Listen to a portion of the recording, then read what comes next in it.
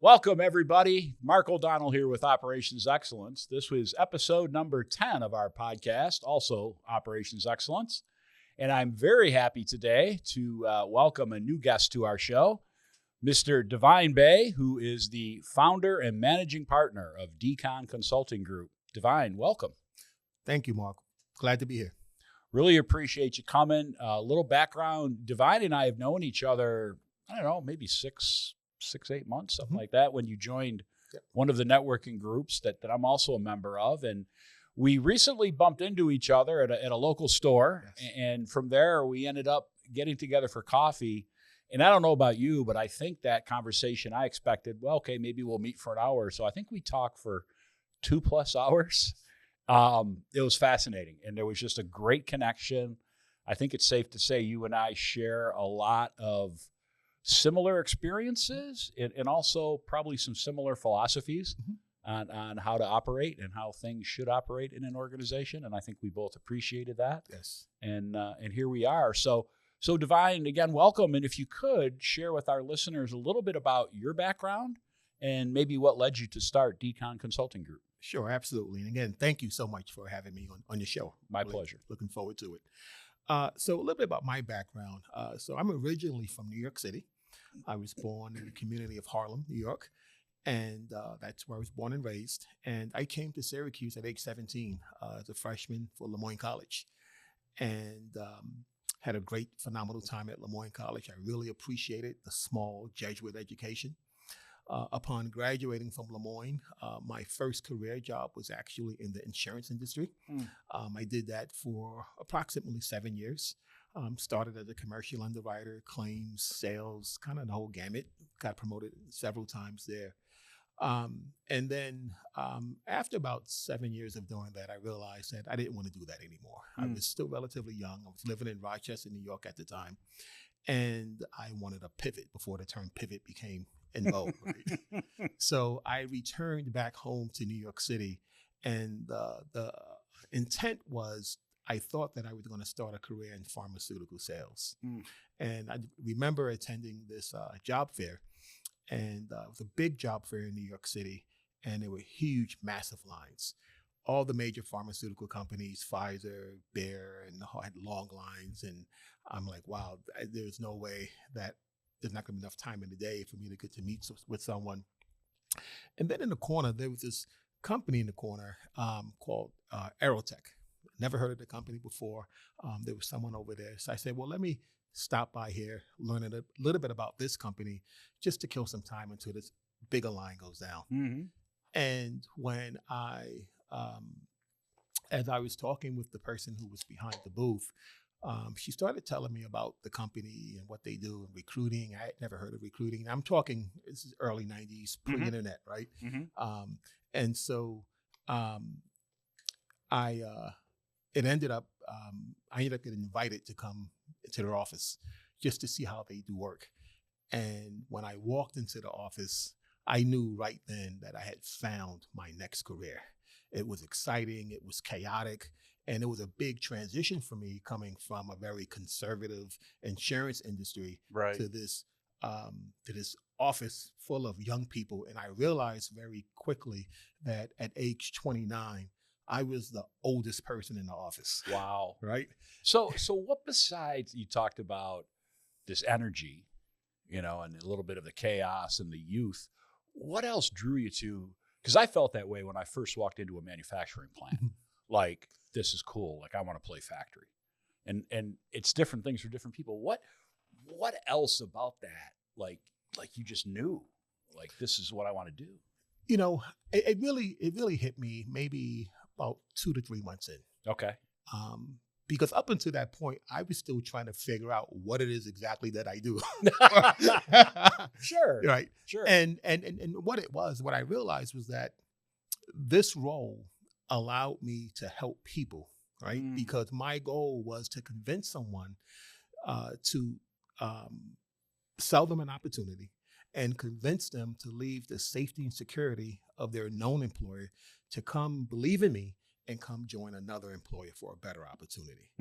And quickly, what I started to realize was that the work that I did not only impacted people, but it changed lives. Because oftentimes that meant salary increases, that meant promotions, that meant more money for the individuals. And for the clients that I worked for, it meant that they got an opportunity to get talent that was vetted and move forward. So I knew that there was a marriage. But interestingly enough, Mark, what clicked, I was driving back from Syracuse one day, and what I noticed was that I had this epiphany. I said, I actually had been recruiting for most of my entire career before I got into the industry. Interesting. Starting with Lemoyne College. Okay. I recruited a few friends of mine from high school to come to Lemoyne following me. My first job with the insurance company, I recruited a few friends to come work for the company without having an official role. Right. And so it was something that was very natural to me. Right. And I really enjoyed it. And then I realized you could make money doing it as well. Right. That was a big motivator. That's awesome. So in a way, you're a natural salesperson to a certain extent, but it's because you've got a passion for the place or the organization that you're trying to bring people to. And so that started at a young age before you even realized it. And you were just doing it because of the passion you had for Lemoyne College, which, by the way, I'm a Delphi too. I went there for my MBA. So yeah, excellent. Class. Go Dolphins. Yeah, go Dolphins. That was a great experience, by the way. Yes. Especially in grad school, a great grad MBA program Yep. there. So you have this passion, you get into this new business. So where did the career go from there? So just to give some more context, so the company that I started with, it was founded by this young guy who started the company when he was 23 years old. Wow. And by the time I joined in 98, the company had been around 9 years old. Got in quickly, realized that I was good at it. I won the first recruiting contest for the recruiters in New York State, went out to LA.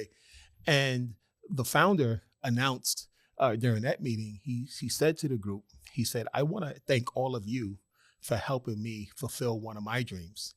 And one of my dreams is to become the first and the youngest NFL football owner. Steve Bisciotti was the founder of Baltimore Ravens. Yes. Wow. And so I was there for about 2 years. I got promoted into a sales role.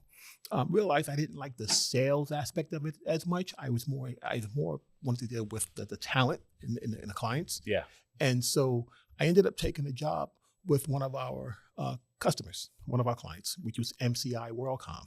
Okay. And they put a very attractive offer on the table.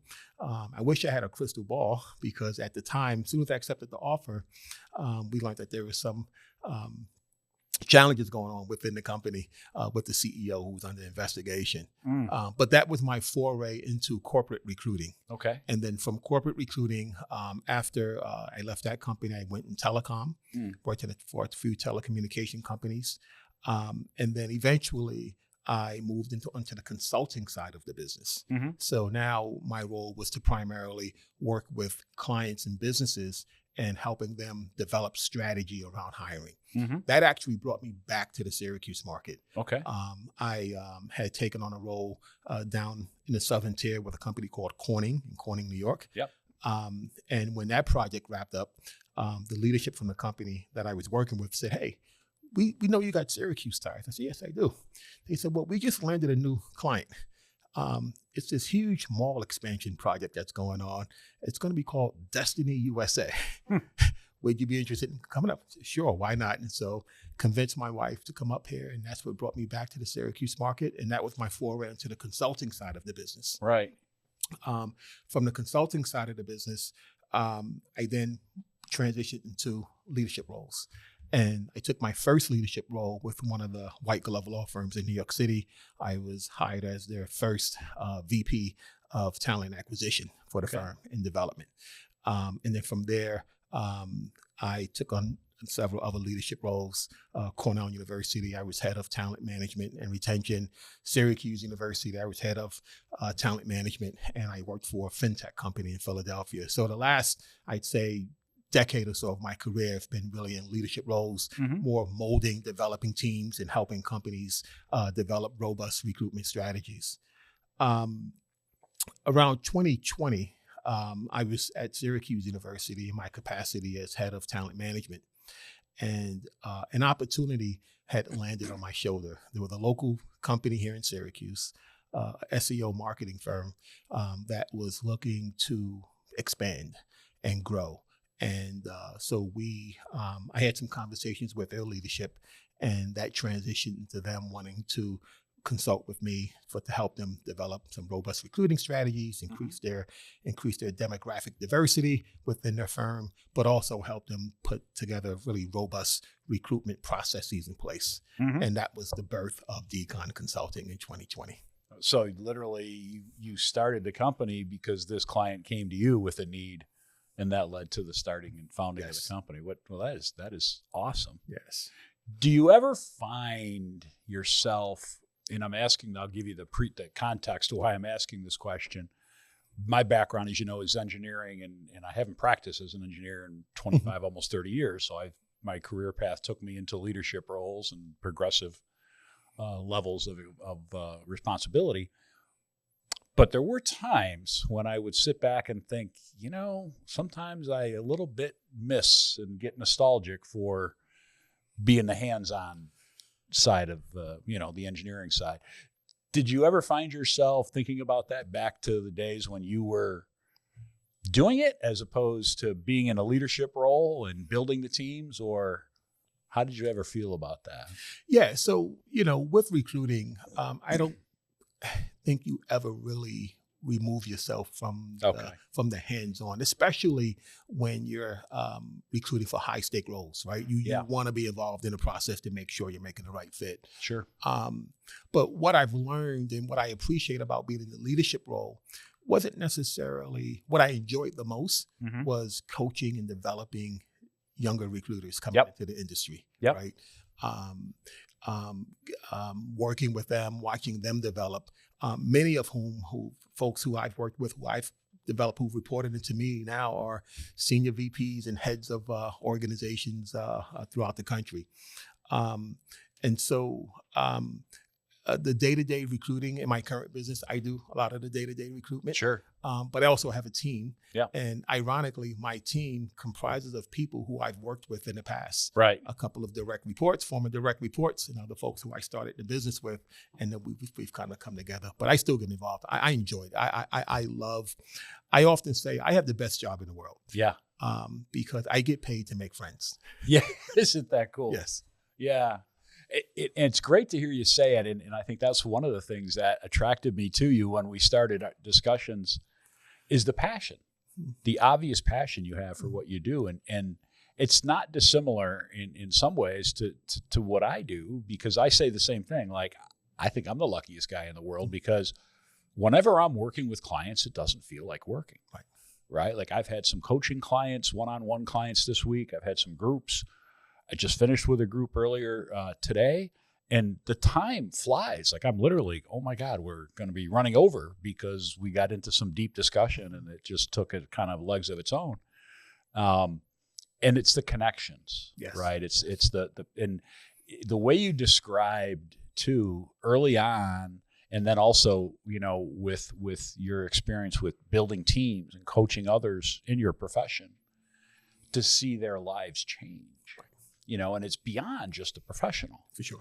Right. And when I looked at starting my business, exited out of corporate life and, said, what am I going to do when I grow up? And, I wanted to start my own gig. And I really thought about what gets me excited the most, what makes me the happiest. And of course, the engineer in me, it's kind of like you never unlearn how to think that way. So I love solving problems, love figuring stuff out. Well, that's a big part of what I do now, is helping people figure out what are the obstacles in the way to them achieving their goals. But I think the bigger thing and the more important thing to me is I realized that mentoring and coaching others and helping them become the best version of themselves. Like, I look at my career when I was working for others and had those opportunities. And even if you're just in a small way, a facilitator of some of that for somebody, but to really just get to witness it. Yes. Right. And you see how not just their career, but their entire life takes off and changes. Right. All of a sudden, their home life is better, and, they're able to afford a different place to live. And all of a sudden, everything opens up in life. And it is so cool to, even in a small way, to be a part of that. And I think that's a very common thread between you and I. That's the juice. Absolutely. Absolutely. When I often, when I led the function for organizations, and I had the ability to recruit at head count to my team, once I identified who I wanted to hire and that person was hired, after the post-hiring process, I would have a different conversation with them.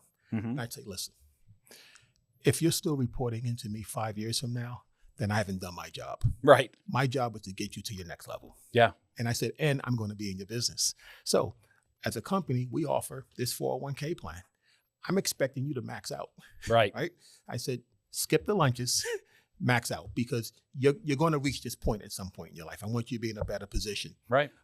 When I worked for the university, one of the benefits we get as a university employee is the free tuition. Right. And so I would always ask through the interview process, so what are your self-development goals, right? Well, I'm not sure. Well, let's talk about that, because look, here's a benefit that's available to you. Which is a wonderful benefit. Yeah. And I want to see you take advantage of that. Yeah. And I'm happy to say, I was at the university for 4 years. 3 of my direct reports, two have finished their master's program at Maxwell, and one is wrapping one up right now. That's incredible. Yeah. And I love your approach, because in working with these people that you were coaching and mentoring, you were helping them look at their whole life, the full wheel of life, not just the financial and career, but you're interested in them as human beings. For sure. Right. And I think sometimes that's what people, in a opportunity to mentor or coach miss, is it's about developing the whole person, right? It's not just about making them a better recruiter or a better engineer or even a better leader. It's, how can I help this person become the best version of them? Absolutely. When I started with this staffing company back, Steve Bashadi's company, one of the things that really impressed me, and it's something that was almost 25 years ago. Time flies, doesn't it? Yeah. 2 things you got coming into that door. You got a application for an American Express card and a book, How to Win Friends and Influence People. You had to read the book by the end of the week, and you had to complete your application, because the following week they send you down to Baltimore for training, and for 2 weeks training. And my initial thought was, I'm going to go and learn how to recruit. We didn't talk about recruiting. That entire training was around how to build a relationship with people. Yep. How to leverage. Yep. How to set the tone in the meeting. Right. All those things, and I still carry those things with me from the book, How to Win Friends and Influence People. The sweetest sound to someone's ear is their name, and all those things I carry. So I still keep a case of those books with me. When I speak, I often give them out to individuals as well. But how incredibly valuable, because what they provided you in that 2-week session is transferable to the rest of your career and life. Absolutely. I mean, what a wonderful approach. Absolutely. When I talk with hiring managers, I think what's happening right now, so today, in today's workforce, we're in a very unique situation, right? This is the first time in our workforce history in which you have 4 distinct generations working, right? Right? You got Gen Zs, you got millennials, you got Gen X, you got the boomers. And that causes its own separate set of challenges, right? Oh, yeah. Different dynamics. Because someone older is looking at someone's resume, oh, that person jumps around a lot, right? Right. And I say that's old think. New think is, it's not how long can I keep this person in the role. It's how do I maximize the experience while they're here? Right. So that when they leave, not if, when they move on. Right. When they move on to the next opportunity, whether it's within the organization or external to the organization, they can reflect on the experience that they had. Right. Right. Right. Because we know in recruiting, the world is small. It's a small window, right? Right. Because if I'm recruiting for someone from the company and I'm trying to recruit you, and you know someone who worked for the company prior, I'm going to do my best job to sell the company to you. Sure. But you're going to do your own due diligence. And Sure. You're going to reach out to the people who worked for the company. And what I want them to say, and when I tell managers, what you want them to say, what was it like working for this manager, working for this company? You want it to be positive experience. Absolutely. Yeah, because that's going to speak volumes more than what the recruiter says. Yes. Right? Is when I do my own due diligence and I talk to the people that have actually worked there and have the experience, I'm going to put the credence on that. Right. Absolutely. Yeah. That is awesome. Let's so tell me a little bit about where you see, so the business DKON Consulting now has been around for 5 years. 5 years. Where do you see it going in the coming years? That is a great question, Mark.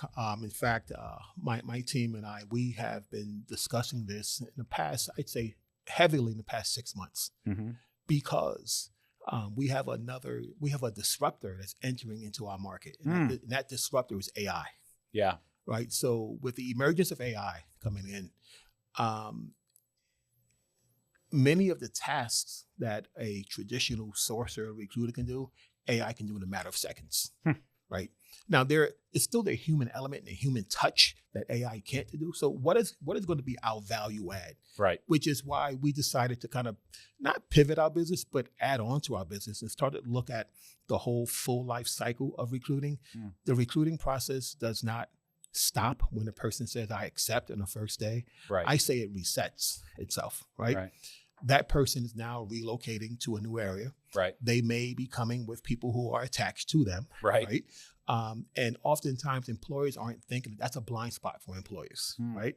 If I'm recruiting someone from Mississippi to Syracuse, New York, and they're coming with a family, they don't know about the school systems, the short-term housing, all the things that help people acclimate quickly and be productive day one on the job. So we launched a new service called Experience 360, which is specific here to the Syracuse market. And that's really a candidate and new hire experience service, starting from when that person's being wooed and you woo down to your finalists. You know, airport transportation, arranging for them to have an area tour while they're in town. Once the person accepts the offer, helping them with short-term rental. Maybe they have interest in being on boards, getting them connected, getting them plugged in. Yep. Maybe they have a child, maybe they have a special needs child or athletics.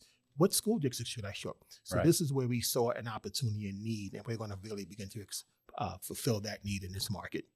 That sounds like a home run. Yeah. Because I know, having relocated a couple times myself, if you don't have help for the family, that can be, and you and I had this discussion over coffee, that you might be gung-ho and the job is great, but if the family's miserable, that's right, it's going to be tough to maintain that same attitude for very long. That's right.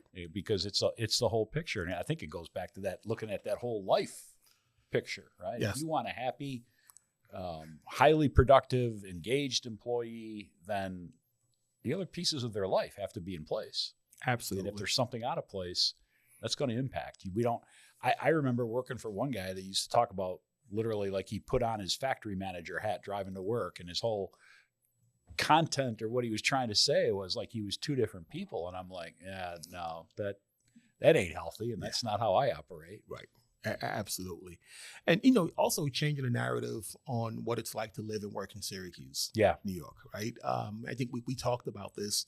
I could name 3 other cities off the top of my head whose weather is as brutal as ours during the winter. Chicago, Denver, Minnesota. Right. But you don't hear folks complaining about that, right? Right. When it's winter, they do winter activities. Right. We have 4 distinct seasons in this beautiful town here. Sure. We're surrounded by Finger Lakes. Yeah. We have mountains. We have skiing.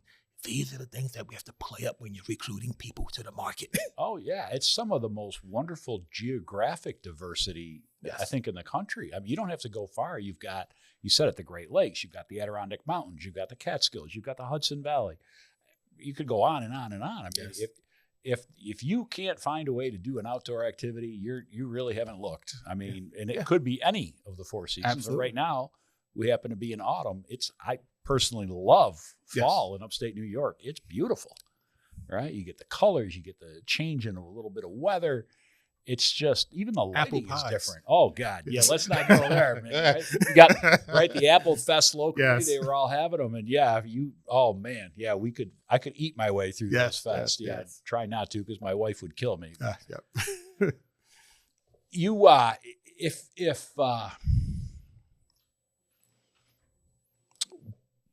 what advice would you give? I'm going to ask two different questions here, but I'll ask them separately. First off, you have an employer coming to you who maybe is struggling attracting and retaining quality talent. What kind of questions would you ask them, or how might you try to guide them? Yeah, that's a great question. So initially, it starts by a lot of inquiry, right? Because I want to understand, that's the outcome, but I want to understand the root cause, right? Sure. Right? I may ask, do you have any exit salary data that tells you why people are leaving? I would probably review independent, outside, external sites like Glassdoor or Indeed to get a sense of what the word on the street is unofficially about the organization. Right. Because that tells me how in tune the leader is or the company is with their individuals. Right. If there's a disconnect. There's a disconnect there, right? Yeah.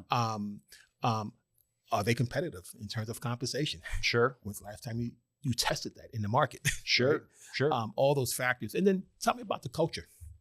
What are the things that get people that are rewarded within your organization? What are some of the things that are frowned upon in your organization? Right. How do you handle bad actors in your organization? Right. Right. Those are some of the questions I would probably start to probe and understand before I would just give, some advice. Because I need to understand that at first and foremost. No, that's very interesting, because it's the same approach I use, right? Like when I first meet a business owner, hey, tell me about your business, right? And I'm always teasing out what's going on. Are you getting the results you're after? And then if the conversation continues, I start teasing to try and find out exactly the things you're talking about. What are the obstacles? Right. If you're not getting the results you're after, why aren't you?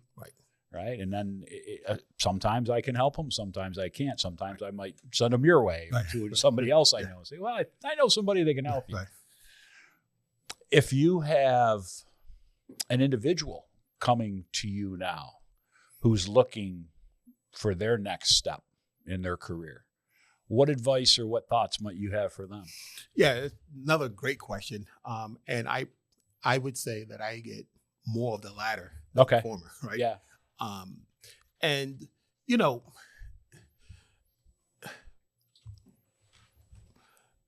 one of the questions that I ask is, if you could paint your next opportunity, what would it look like, and what role would you be in? Kind of a clean sheet. Clean sheet, right? Yeah. What's your unicorn job? What's your unicorn job? And what aspects of those things you're not currently receiving, and why? How have you positioned yourself within the organization to be placed in those roles? Because I think that's an important component. Organizations are living, breathing, made up of people. Absolutely. Right? They have their culture. Yep. Right. And sometimes as employees, we can do things to self-sabotage our careers, right? Sure. Or we put all of our hope, my manager's going to know, you are responsible for your career. Yes. You own that, not your manager, not the company, you own that. And you have to guide that. You have to be clear. You have to position yourself. There was a young lady when I worked at one of the universities, really smart, Ivy League grad, really bright, smart young lady. And this was her first professional job out of college. And she had a lot of great ideas coming into the door, right? And the feedback that I was getting from her boss was that, she's not carrying out or executing what we want her to do. She's pointing out what's wrong and how we should do it. And so, although she wasn't my direct report, I felt comfortable in having just a private tete-a-tete with her. And what I shared with her was this right here. When you come into an organization for the first time, there's a lot of assumptions, a lot of unknowns.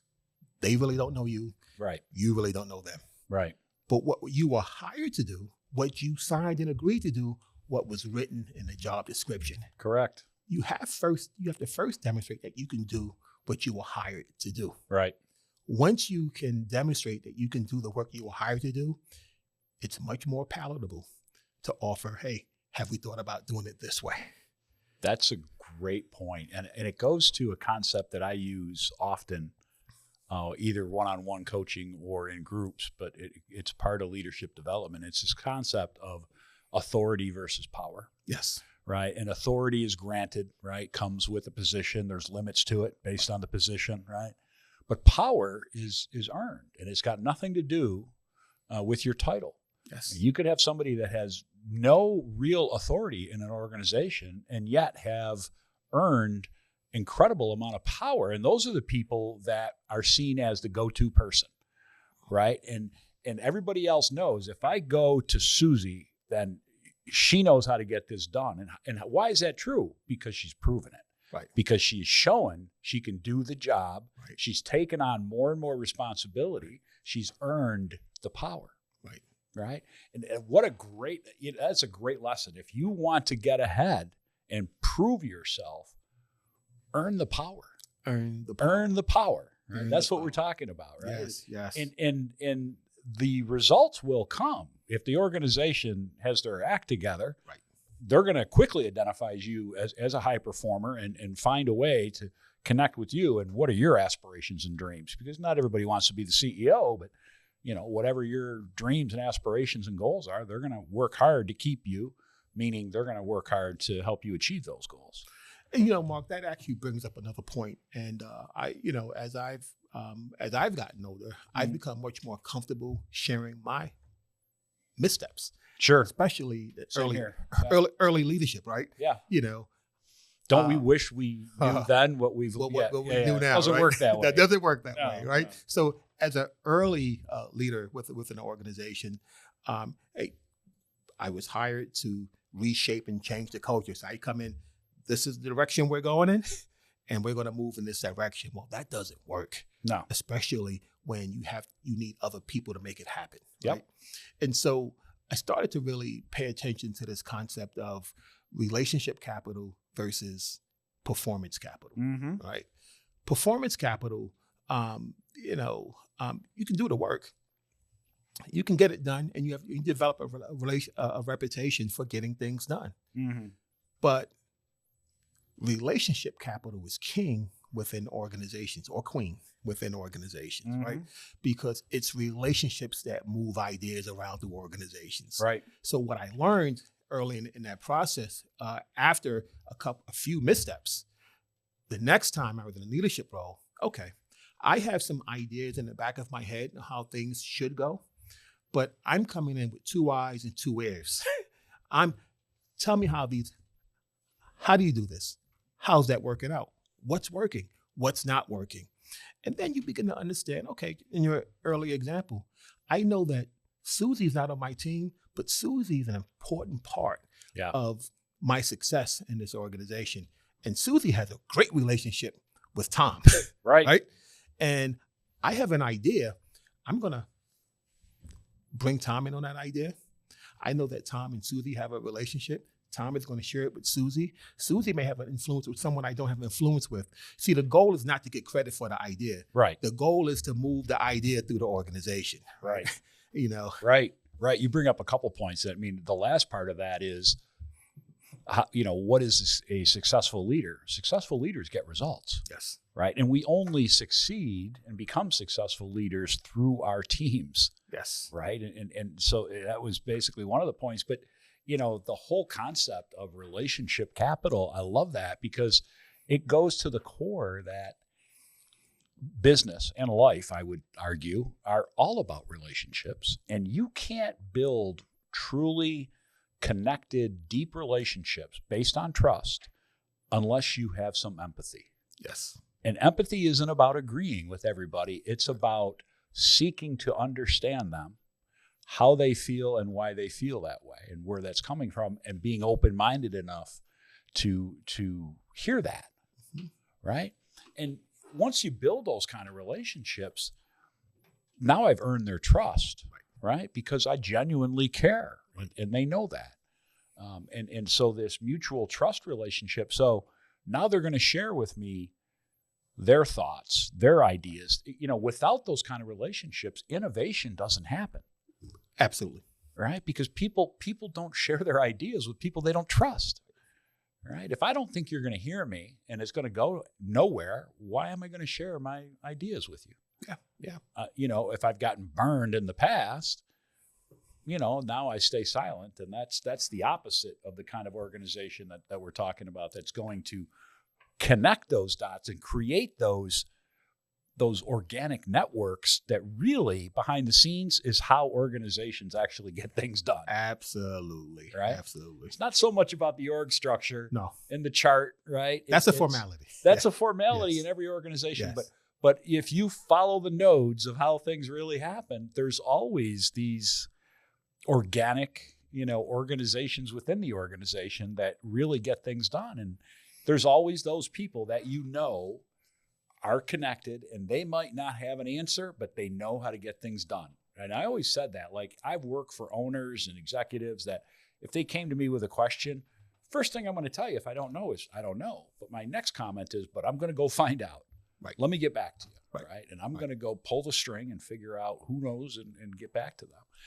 I love that. I love that description, because I think that's so true, and people miss that.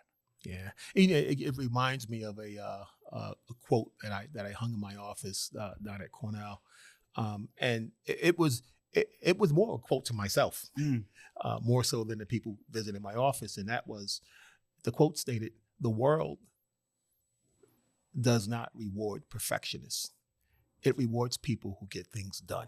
Right. And I know that in my core, right, I am a perfectionist. That was the early markings in I don't want to put it out there if it ain't perfect. I got some of that. Yeah. Right. I'm with you. And I think about the story of Steve Jobs when he joined Apple. When he came back to Apple, and he knew that the life cycle on the PC was dwindling, right? They had penetrated the market. They needed something new. They needed new innovation. And this is when BlackBerry was, the 800-pound gorilla in the room in terms of smartphone technology. And Steve had a meeting with his development team. He said, "Hey, I want a device. It needs to be this wide, no touchscreen buttons. I want people to be able to listen to their music and answer their phones and all them things." And his engineering team said, "Steve, that technology does not exist. We cannot get it done." And his famous retort was, and I'm summarizing, "I'm not paying you to tell me what can't be done. I pay you to make it happen and get it done." Right. So they came back with a prototype, and it wasn't perfect. And he said, "Let's push it out." "Steve, it's not perfect. Let's push it out." That was iPod 1. Yep. We'll get feedback on what we need to improve, and that'll be iPhone 2. Yep. Right? So had he waited till it was a perfect device, he would have missed the mark. Yeah, they would have missed the opportunity. They would have missed the opportunity. So that was another big lesson for me. Just, look, get it done. Yeah. Perfect it along the way. I love that. It goes, I had a mentor when I started as an engineer out of college. Mm-hmm. And he used to harp on me all the time about analysis paralysis. Yes. Right. And he said to me early on, and I was 23, 24-year-old kid, fresh out of college, learning the ropes. And he said, "Listen, even if you try something and you fail, at least you've learned something. Right. If you're just analyzing, nothing ever really happens. So sometimes we just have to try it and give ourselves permission to fail." Right. Right. And if nobody's going to get hurt and it's not irreversible, then try it. And in that case, trying it literally was their first step at cornering the market. Yes. Which, if they hadn't done it, somebody else probably would have. Absolutely. Right? Absolutely. And giving, as a leader, giving your team the safety and security, knowing that, hey, if they fail, look at it as a lesson. Right. Not as a punitive thing, right? That's a big deal. Yeah, that's a big deal. Right? Because how many times have organizations struggled because they have the opposite culture, right? Where failures, people are terrified of the results and the impact on their careers in the organization of failing at something. Giving permission, the right to fail in your name is kind of the definition of leadership, right? Like that's okay. Mm-hmm. I used to tell people, if you're not screwing up half a dozen things in a given day, you're not trying really hard, right? As long as it's not the same mistake over and over. Right. Let's go try some stuff, right? Exactly. Davine, I should believe it. Like, our time is flowing by already, and I know you've got to get on the road to be somewhere. So I'd like to wind it down, but I want to give you an opportunity. What's the best way for folks, if they're interested, to get a hold of you, to talk with you about your business and maybe helping them with recruiting? Sure. How would they do that? Sure. They can visit our website at DKONgroup.com. That's DKON group.com. We also have a LinkedIn page, but the best method would be through the webpage. Perfect. Davine, I want to thank you again. As always, pleasure to talk with you. I think you and I could probably talk for another 2 hours, but again, I know you have someplace to be, and I appreciate your time. Thank you so much for being a guest. Mark, thank you for having me a guest. I enjoyed it, and I hope to be back in the near future. We absolutely will. Yes. Thank you, sir. Thank you. We'll be back with the next guest momentarily. Welcome back to part 2 of our 10th episode, and I'm very happy to welcome Mr. Evan Grenier. Evan is the Director of Operations for NAVAC, also known as the North Area Volunteer Ambulance Corps, which is not really volunteer so much anymore, but that was the original name. Mm-hmm. One of the biggest ambulance services in the county, in Onondaga County, if I'm not mistaken. So, Evan, welcome to the show. Thank you. Thank you for having me, Mark. I'm happy to be doing this for my first podcast ever, so I'm really not that nervous, which I'm pretty glad to say that. Good. I'm glad we were able to put you at ease, because I think the other day you were a little bit nervous thinking about it, so I'm glad that's not the case. If you could, Evan, tell our listeners a little bit about your background and what led you to get into the EMT business, if you will. So my background started really right out of high school. While I was in high school, I joined my local volunteer fire department years ago, 1985. And then immediately hanging around the firehouse, there was, they had ambulances that were staffed. It was up in Boonville in Oneida County. Mm-hmm. And I got hooked on the fire side of it. Wasn't so much hooked on the ambulance side, and was a very busy, firefighter. We went pretty much on every single call that went out up there in the village we would be going on, because we work local and we could leave work and that kind of thing. And then, one day I was at the firehouse. We were maintaining some equipment, and an ambulance call came in, and one of our only paramedics at the time was there, and he asked me if I wanted to go. It was coming in as a pretty serious call, unresponsive person. And I said, all right, yeah, I'll tag along. He goes, I appreciate it, because he might need an extra set of hands. Right. And it was a long ways to get there. We get up there, and this person is still unresponsive in their vehicle.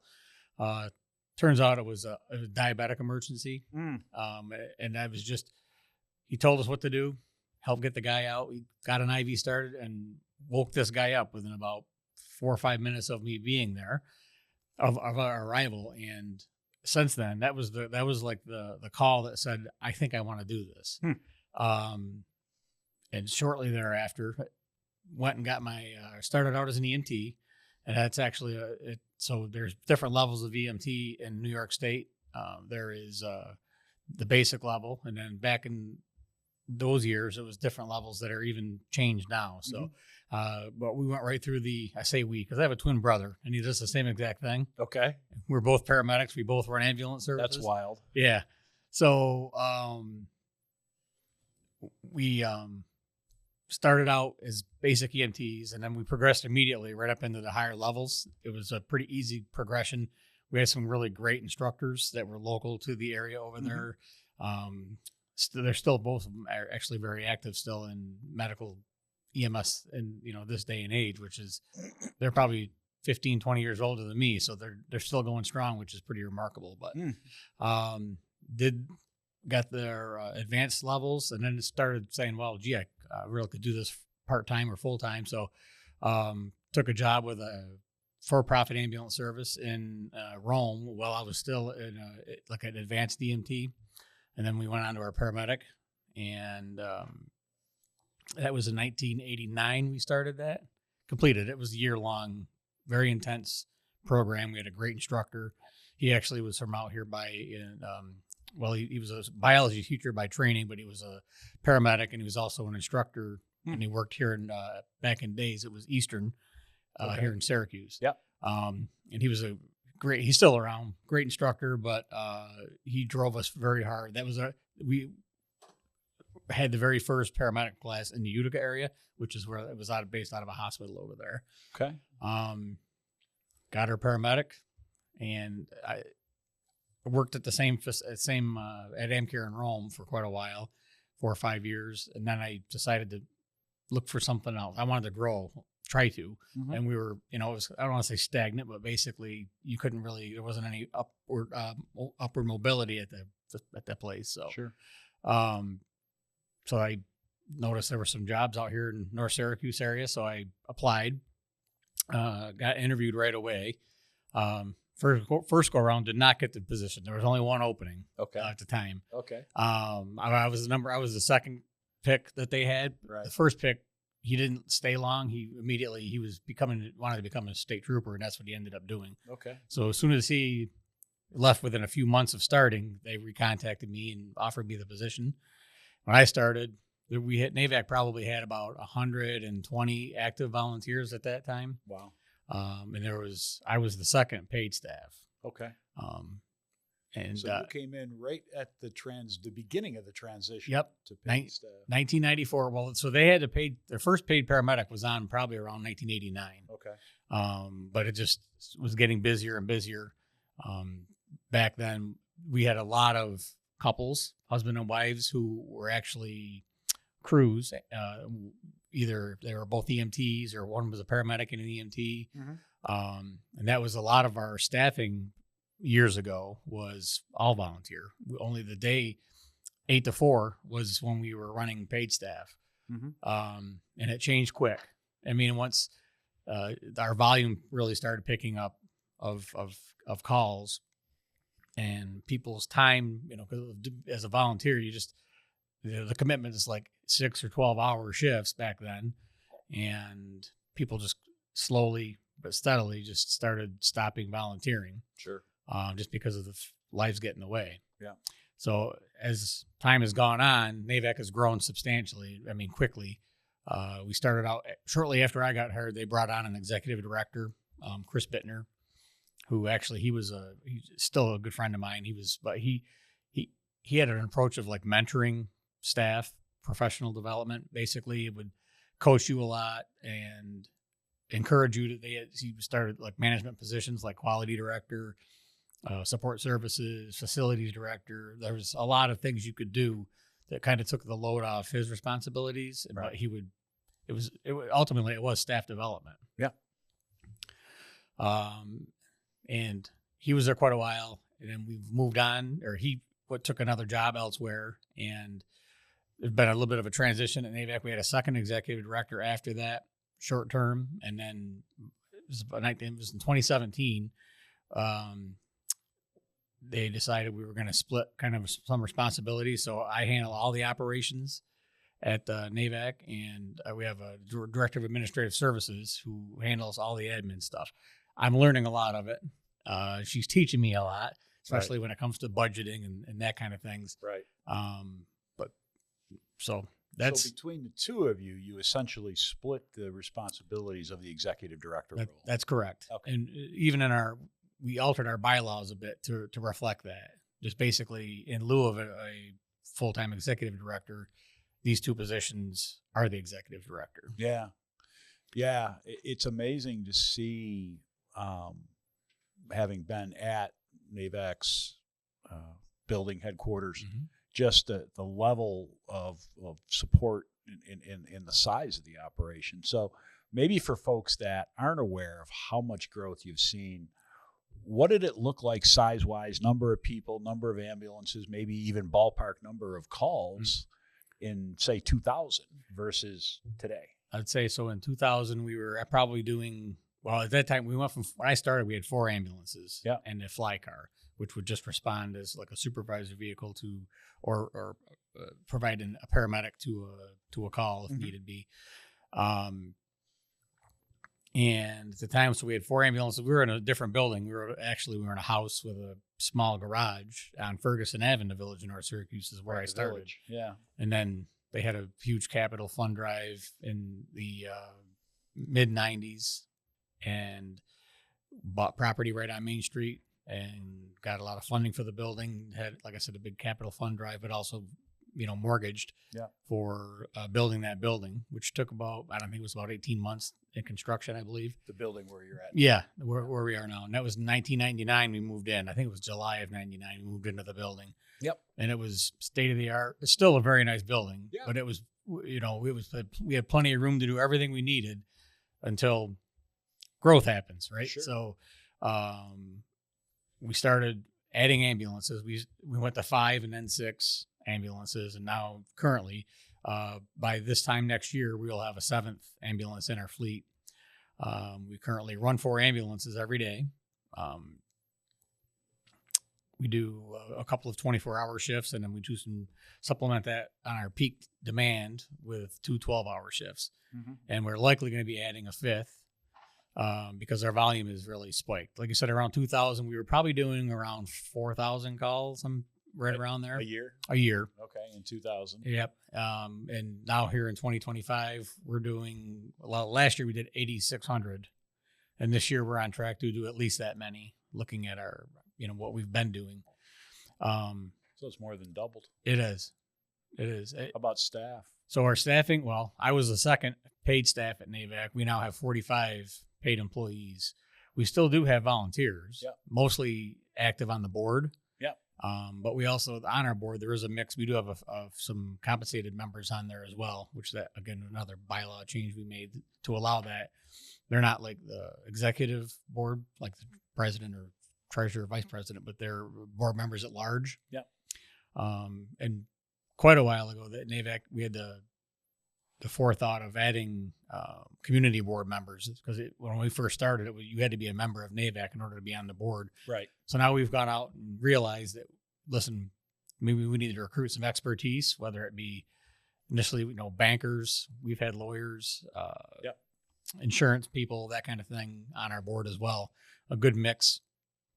Former CFO, retired CFO of a health organization is currently on our board as well. So, but as far as the growth aspect of it, our district, our territory hasn't grown. It's just the population and the age of our population is what I'm convinced is why our volume is increasing. It's just a sign of the aging population. Now there are a lot of like senior living facilities. We have assisted living, full scale skilled nursing facilities, or communities as they call them, the one in Cicero. So those were never there when I first started at NAVAC. So a lot of that, when I say population increased, it's a lot of it is aged population has come in when all these various entities moved in. Right. So it's not just the population growth in Clay, Cicero area, which I've seen because I've lived in Clay for 23 years.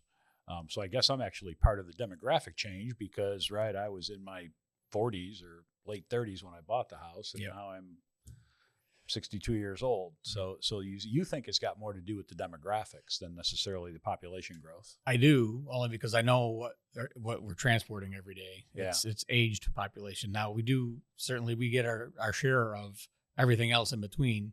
Right. From the youngest up to middle-aged people every day have emergencies as well, but a good portion of our calls, I don't want to say majority of them because I don't have the stats right in front of me, but anecdotally, I know that that's the majority of our calls are the aged population. Right. And I don't mean aged in a bad way. I'm getting there myself. Yeah. None of us are getting younger. True. You bring up something that I think begs the question. Hopefully the listeners are as interested as I am. What's the difference between EMT and paramedic? You talked about that a few times, and I'm assuming it's training and level of ability to provide care. Sure. So there's number one, an EMT class is about 180 hours long of actual just didactic, and then there's a lot of clinical requirements that you have to put in. And there's a whole set of we're highly regulated. We work under the Department of Health. We work under our regional medical director, but we also have an agency medical director that we work under. And so how it works in New York State is every region has like their advanced protocols, but the statewide protocols for like EMT, what they call BLS, basic life support level, are all the same statewide. And even now our advanced life support protocols are now what we call collaborative. So really they nearly are all statewide with the exception of New York City. And they do their own thing down there basically. But okay. So with basic EMT, like I said, it's about 120 hours, and then each level it increases substantially the hours requirement. Paramedic right now, it depends where you take the course. It's anywhere from 10 to 18 months long, and it's 2 to 3 days a week. It's 4 hours twice a week plus every other Saturday in most cases. And that's not counting your hospital clinical time that you have to do, which is in hundreds of hours. And then we have to do clinical time on ambulances, right? Field training. And it's how we make paramedics. It's how we, basically it's, I've been a paramedic preceptor for almost as long as I've been a paramedic as well. And we have a whole cadre of trainers at NAVAC that take people from, if they're basic, we have people that train just basic EMTs, and then we have all the way up into paramedic and so higher. You actually are a trainer as well as sure paramedic. Yeah. Yep. Most of us are, especially the ones with the graying hair. They right. we've been in it for a while. So anyone who really wants to be a trainer, as long as they have the right aptitude and attitude, sure. There's a process to become one. But yep, the classes in the region are the ones who control that, and then we also have field training officers or FTOs at NAVAC as well who help onboard new hires. Right. What's your mix within NAVAC of EMTs and paramedics? Right now we have we have 25 full time, and I'm not positive. I think we're about 22 or 23 paramedics, and the rest are EMT. So it's almost 50-50, pretty close. Okay. And that's our staffing on our ambulances. Typically, it's one EMT and a paramedic. That's our normal staffing. Typically, would you want one? Normally, with vacations and openings for whatever reason, overtime and that kind of thing, we do sometimes have double medics. Sure. But typically, you're going to have at least one paramedic. On there. Yeah, that's our staffing model. Is with those 4 ambulances staffed, generally they're all going to have a paramedic on them. Yeah. Does it change sometimes? Like if we're doing a standby event, we may staff it with 2 EMTs instead, because sometimes it's hard to get a paramedic to do a standby event. But yeah. That is, it's a fascinating world, and like so many things I get involved with, it's like you don't know what you don't know. Mm-hmm. It's like every time I talk with you and the folks at NAVAC, I walk away going. So I would say to also like our coverage area, our district, it basically is the North Syracuse Central School District, which is pretty large. Yeah, it's 64 square miles. Coming from their website, the population of the school district is 118,000, which people don't think about that. That's a big population for that kind of area. Yeah. With that, when we work with a lot of fire departments as well, most fire departments respond with EMTs as well to emergencies, especially, when we're 64 square miles, we could be responding to a call that's 18 miles away or more, because when that does happen, they do, depending on the nature of the call, will dispatch a fire department as well to try to get somebody there, or at least try to maybe start stabilizing a patient before the ambulance gets there. Right. Now, I also know from discussion with you that you will cover calls outside of your area. And we have to, in New York State, as part of your certificate of operating territory, you have to agree to be in the mutual aid plan. Yep. Now, you don't have to, when you're not available, you're not available. But if you have resources available and calls coming in that aren't being covered as part of the county mutual aid plan, we get sent. And it is, right now, it varies month to month, but it's about 7 to 8% of our calls monthly are mutual aid. So not a small thing. No, it's it's a pretty good number. Yeah. And I would think that puts more stress right on the equipment because It does. you're traveling further, and Not just our equipment, but our people as well. People too, sure. Because people were used to having to come in and do 3 to 4 calls maybe in a 12-hour shift. Yep. There's days when we're doing a lot more than that per shift or per crew. They might be doing 6 or 8. And you can see, I mean, obviously fatigue is a thing. That's why some agencies allow 24-hour shifts. We have rigs on for 24 hours, but I shouldn't say we don't allow when needed, as long as the person has good rest and that kind of thing. We do sometimes occasionally will allow a 24-hour shift, but as a matter of practice, we just try to, keep them at a 12-hour, maybe a 15-hour shift tops, just because you lose your edge when you're at hour 19 on a shift and you already ran 8 calls during the day. Sure. So. It's human. Sure. You're after so many hours of lacking rest. Yeah. Right. The body's going to start reacting differently. And what I will say, I tell our providers, we try to tell them how proud of them we are, because we have some strong providers at NAVAC.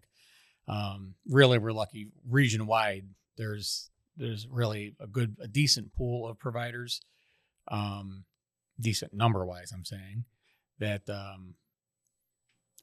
it's been tough with ALS providers only because sometimes like the programs aren't putting out enough new paramedics to keep up with attrition. Most people only stay in EMS about 5 years, and they get kind of burnt out after that. So you're the outlier. Well, when we have plenty, we have 3 or 4 people that are at 20 years at NAVAC. So, wow.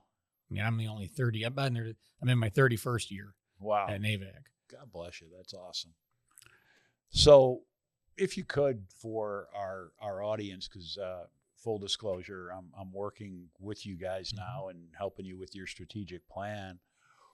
What are some of the challenges you see for NAVAC coming up in as you get into this planning cycle, looking out in the next few years? Great question. Some of I'd say the biggest thing is uncertainty of like growth. Yeah. How much growth and how fast is going to be occurring. And specifically, Micron that project is entirely in our district. Yeah. Nearly entirely in our district.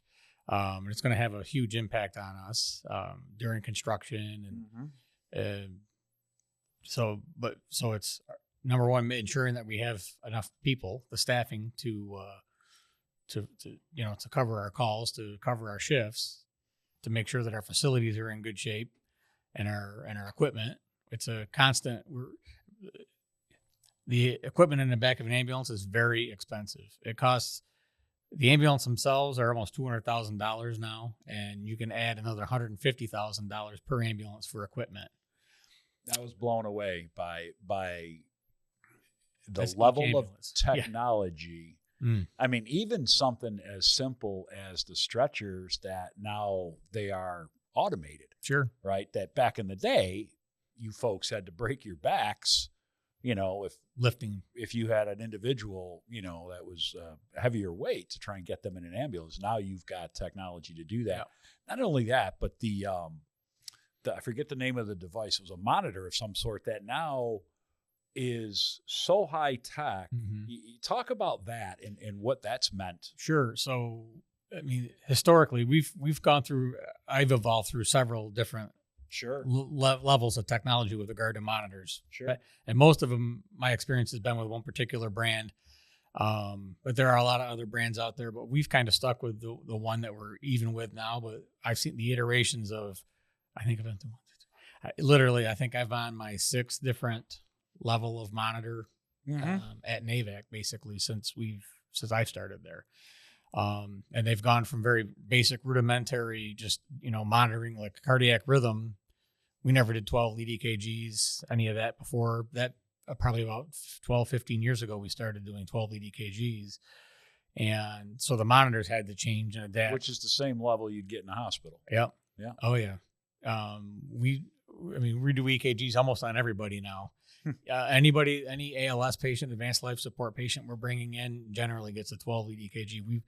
We find, the reason to do that is because sometimes people's symptoms are not always accurate, and we might pick up on a 12 lead a very critical cardiac event going on. And but so the technology and the devices themselves, when we there'd been some AI involved in it right from the get-go with the 12 lead, because the machine interprets, but we also are trained to interpret. And so the machine will interpret, and half the time I don't even pay attention to what we call it the doc in the box spits out on the paper on your printout. But with the new technology and the new monitors, they're highly accurate. We get so much more information. It just doesn't just give us the 12 lead. It gives us the whole analysis of that 12 lead EKG at the time. And we also, like I said, we interpret that, and we're trained to interpret EKGs. Certain circumstances, I imagine, could be life-saving. It is. Oh yeah. Right. We make a lot of calls to say, hey, contact the hospital. Hey, where I'm sending you, because now back in the day, you could send them a strip of what was going on with the patient. Now we can stream it to them live if they want. Wow. They can see everything on our monitor. Real time. It can stream real time to them, everything, vital signs, the whole nine. That's pretty unique to this device, where I don't think there's any others out there that actually you can stream your 12 lead. Instead of communicating via radio with the doctor in the hospital, they literally can watch in real time. They can. Exactly everything. They can. And we have other technology. It's an app that we use. It's actually statewide right now. Yeah. It's called Pulsera, and it's what we use to communicate with the hospitals. Even the hospitals are using it in inter-hospital. Like, so their cardiology, their neurosurgery, everybody is on board on the same platform, the same app. And when we start a channel on a patient, it doesn't just go to the chargers like it used to. Now it goes to any of the physicians are going to be involved in it. If it's a cardiac, it goes to the cardiologist on call. If it's a stroke, to the neurology, to neurosurgery. If it's a trauma, the trauma surgeons all get the information. So you could be communicating automatically through this device with a whole team of care providers at the hospital. And so by the time the ambulance shows up, everybody knows. They know. Everybody's on the same page. And it really is enhanced. Obviously, it's enhanced healthcare and improved outcomes, because when we open that channel, that's what they call it. Opening a channel is Pulsera. When you start a patient, you're opening the channel, and it goes to not just to the ER, it goes to everybody. Yeah. So we can get questions from the cardiologist. Yeah. Who's coming in from? He might be at home. Yeah. Coming in to get into the cath lab with this patient, and he might have questions, and he can message us, and we can message him right back. It's all secure, HIPAA compliant. He's input on care real time, even before Absolutely. the patient gets to the hospital. Yeah. So I got to ask you, because you know this, because it happened to come up in a conversation. You had a cardiac patient that occurred at the airport, who happens to be somebody who's a good friend of mine. Okay. Who survived a very severe incident. And I don't want to mention their name. Right. But just how much impact did some of this technology that we're talking about have on a case like that? Sure. And an outcome? Because he came out of it and he's okay today. Right. Well, it starts with, honestly, they call it the chain of survival. Yeah. So the very first, somebody on scene immediately was doing CPR. I believe was actually a medical person, a doctor or nurse. Could be right there. Could be, and it could have been a bystander. Sure. But somebody did attend to him before you guys even got there. So it starts with that. Yeah. Starts with that 911 call, and it starts with somebody hopefully grabbing an AED off the wall. Yeah. Because, yes, CPR can save somebody, but it also, it basically is a bridge to that defibrillator. If the patient is in a rhythm that requires defibrillation, that's how we're going to get that person back. Right. Is with the AED. And then, it was a multi-level response. So if it's at the airport, ARF responds, the airport rescue firefighting units, and they're all EMTs. Yep. So they arrived. I'm sure that I recall the call. I wasn't on it, but I know all the details of it, because we celebrated it with the guy at the hospital. They had a large event with multiple surviving patients, and he was one of them. But the quicker so he was resuscitated. We had him what we call ROSC, return of spontaneous circulation, and immediately that crew went to work, 12 lead, opening that communication to the hospital. They were ready for that patient, obviously, when they got there. I'm not sure what time of day it was, but if it's during hours, they have multiple labs going at several of the hospitals. Right. So if we bring an emergency in, we don't even stop in the ER most times. If they're staffed and the patient is actively having a heart attack, You take them right to OR. we go right to the cath lab. It is similar to like an OR suite, but it's very high tech. Yeah. That's where they do all their magic, and we get to we turn the patient over, give the cardiologist a quick, report, and he asks any questions, and then we get to stand there and watch him open this up. They go, either go through a wrist or a groin area for access to do a cardiac cath, and it happens very quick. And they take a patient who is having a heart attack with heart muscle dying to opening up a blood vessel, and you can literally see improvement in the heart muscle. The biggest changes these days have been heart care and stroke care. Wow. That I've witnessed. Yeah. People survive nowadays from a heart attack, and they're out of the hospital in 2 to 3 days. And in the past, that In the past, the case, oh God, you could be in there weeks. if they survive. Yep.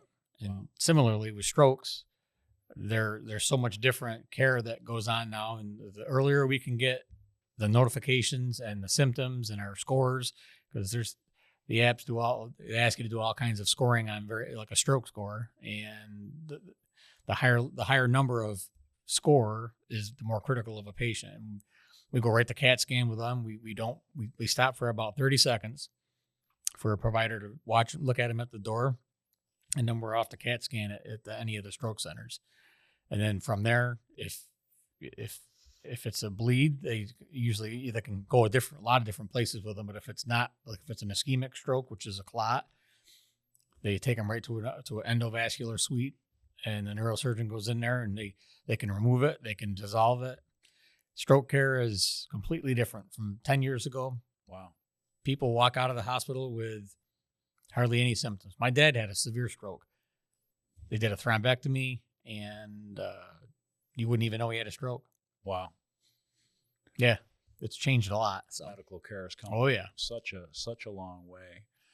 If you had an opportunity, which you do right here now, to do any kind of a public service announcement, any kind of information you'd like to share with the public, what might that be? Well, gosh. Well, first off, if you're not trained in CPR, get trained in CPR. NAVAC offers all kinds of training. We have CPR classes every week. We also offer a range of other higher level classes as well. And if somebody wanted to know when those were available, they could find out on your website. So they go to, there's NAVAC.org Yep. is our website, but we also have NAVACCPR.org, which is actually that's a dedicated site for our CPR classes. Nice. You can register for classes. You can pay for classes on there. And anybody could apply. Yes. To get on there. Yeah. I mean, if you're physically able, Yep, you can certainly do that. But basically, that's the biggest thing. And I know there's a lot of other areas that we try to get people like to concentrate on, like stop the bleed, Narcan training, that kind of thing. Because I mean, years ago, working in a factory, I was OSHA 10-hour class certified, which did the basics, right? Mm-hmm. It did talk about stopping bleeding, the CPR, and those basics. But so it sounds like you would encourage anybody and everybody that's physically able to have some of that basic training. Absolutely. Because you never know. Life.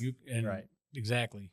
And like I said, it all starts with that. It's the chain of survival, but it starts with the most basic thing. Right. Now they're teaching people you don't have to do mouth to mouth. You just chest compressions. They do hands only CPR now. Yep. Yeah. It's really just that blood flow. Yeah. Is what they've studied and found that's what keeps people alive. That's how long ago it was since I took the 10-hour course. Yeah. We still were doing the breathing and the chest compression. Sure. So I'm going to do a little bit of a self-serving question here so listeners can hear your perspective. We've just recently started the details working on our first hands-on session on strategic planning. Mm-hmm. What have you seen so far as the advantages of bringing in somebody like me, outsider, to help you work through planning? Sure. So we've been trying to do strategic planning for quite a while, Right. On our own. And we do board retreats, we do, strategic planning meetings, standalone, and we've always had not much progress. We've always had good ideas, but we've never been able to, have an action plan and be able to implement how we're going to get where we want to, where we need to get to.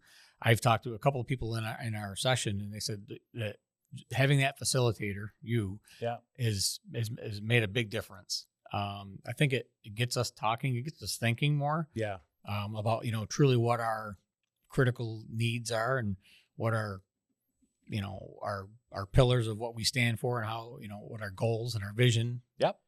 And I think it's like I said, even having talked to people that were in the same conversation, we all agree that I'm more confident that we are going to get where we want to be by having you there guiding us. I appreciate that. That is, by the way, totally not practice. That was totally hitting Evan cold. So I apologize a little bit for that. That's okay. But, it's so two things I'd like to think that I bring into those circumstances when I'm working with an organization, whether it's a not-for-profit like yourself or a for-profit business.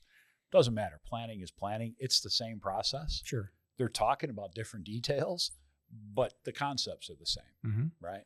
So that, I think, is value number one, is I come at it with a very proven, detailed process, right? This has worked many, many times before. I've done it myself many, many times. I understand how it works. So we've got a proven process to get from ideas to, as you talked about, we really want an action plan so we can go get this done. We want a working document, right? Because if all I have is here's my not just a document, plan, but how we're going to get there. Right. It's not a whole lot of use, right? It's a nice looking document, but if it's a living document that I'm actually implementing, now it's worth something. One thing I think I remember that we changed our, we talked about our mission statement and our vision statement. Our mission statement always seemed to be, it was fairly vague, but we always thought it was like long term. And you said, really, your mission statement needs to be like what, 12 to 18 months? 12 to 18 months. Yeah. The vision is, what do I want to be? 5, 10 years, whatever. What do I see the organization being? What do we dream it to be? That's the big picture. But the mission is much more down to earth. And I think that's where a lot of organizations kind of fall short, is they don't do that, right? They kind of tie the mission too much to the vision, or vice versa. Sure. So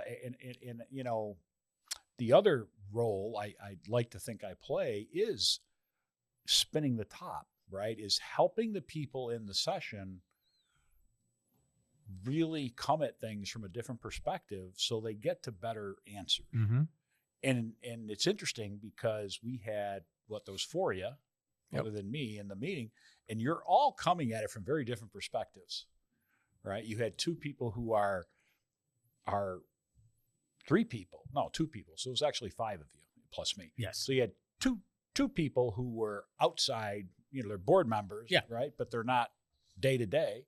And then the other 3 of you that were day to day, and you also have different roles within your organization. So my job is to get you spinning the top. And it was cool watching it happen, because you were coming at things from a different angle. And at first something would come up and you're like, I don't see it that way. And then the more you talked, all of a sudden you both see it differently. And now you arrive at a different answer. And I'm thinking to myself, I don't say it, but I'm like, my job is complete, because that is the point, is to get you to arrive at hopefully better solutions just by spinning the top, right? Keeping the questions going and keeping you talking. So I'm grateful for you to share that, not just for our listeners, but also for me, because it's good to hear that something, that it went well. It was impactful.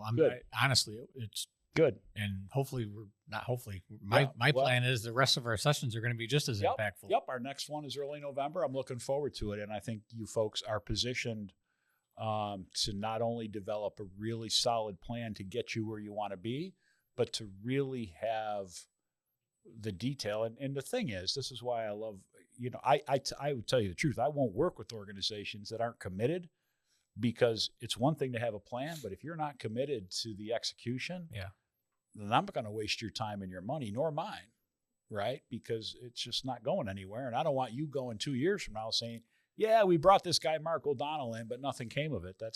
It's not worth it for one payday, right? To me, right? It's my reputation. Sure. So, but you guys are committed, right? And it's obvious by the nature of what you do, your level of commitment, but I think you're also committed because of kind of the struggles that you've had.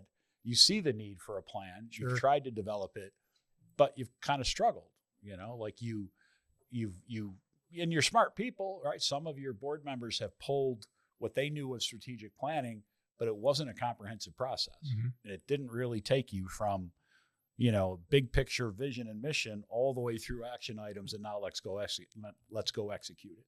Right. It didn't do that. All right. So I'm looking forward to it. I really am looking forward to what you folks come up with for the detailed action items, because like every organization, I think the biggest constraint is what's going to be the priorities, because you only have so many resources. And guess what? Time and people are the most limited resources. I mean, you can certainly make the case money, but I think time and people is really the biggest one, because, what's going to be the top few priorities, because if everything's a priority, nothing is. So you have to prioritize. So that, and keep doing what we're doing while we're planning our growth. I mean, right.